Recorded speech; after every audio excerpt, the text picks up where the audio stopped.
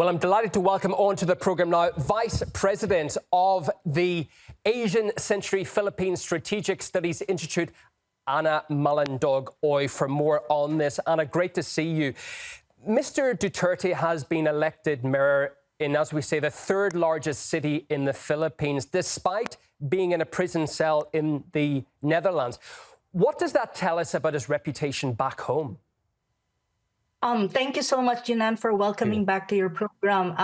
I think one thing that we have to remember, the former president was elected with a landslide victory in Davao City. And not only, actually, it's the former president who was elected, all Dutertes who run for this midterm election were elected as well so far in a landslide victory. What does this tell us? This tells us that the Filipino people still have that high regard for the former president and, of the Dutertes, and at the same time, this is also would tell us that there is such a thing as a protest vote against the arrest of the former president and the detention of the former president in The Hague at the moment. And also this is also some kind of a verdict coming from the Filipino people, and that that the Duterte is very much still popular, very much powerful when you talk about voting base.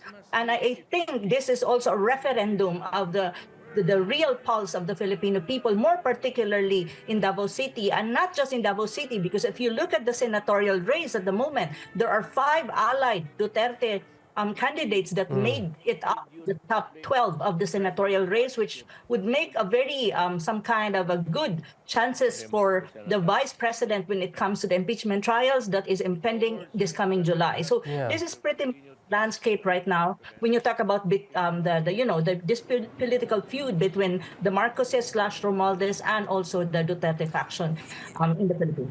Davao, as you say, it's a major city. He won 8 times as many votes as the next candidate, yet he was taken on a plane from Manila Airport to The Hague. That was allowed to happen because I remember as well at the time, Anna, there was a lot of support for his war on drugs. It was hardline, but there was a huge issue with that in the country.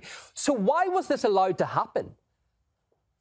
Oh, well, that the arrest of the former president was, I think, as you have said and mentioned earlier, it's really a political move coming from the BBM or the Marcos Jr. administration. It's much more a domestic problem. It's all about politics, and I think the underlying reason that this arrest was allowed to, or there was a cooperation coming from the Marcos Jr. government that to happen is precisely because of the popularity of the former president, and it just so happened before the midterm election. So this is one way of trying to curtail or to a certain extent limit the popularity and the influence of the former president. However, they did not succeed because, as you can see, the opposition, which is being led right now, and clearly by the vice president, which is a Duterte as well, is very much, they actually performed very well in the polls.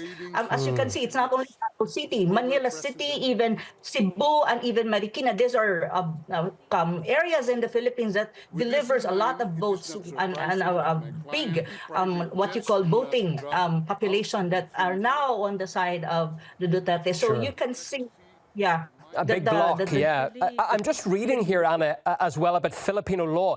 Candidates facing criminal charges, including those in detention, can run for office unless they have been convicted and have exhausted all their appeals. So what is your take on what happens next if he loses his case at The Hague?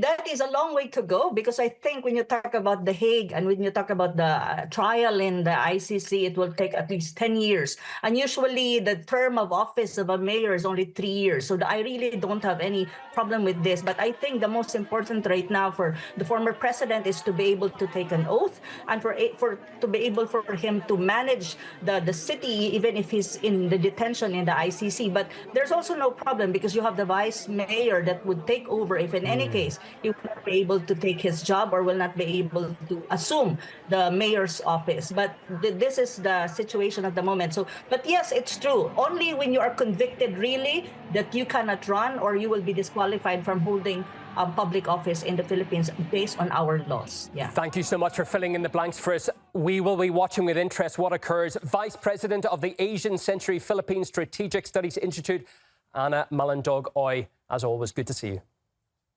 Thank you so much, Jinan.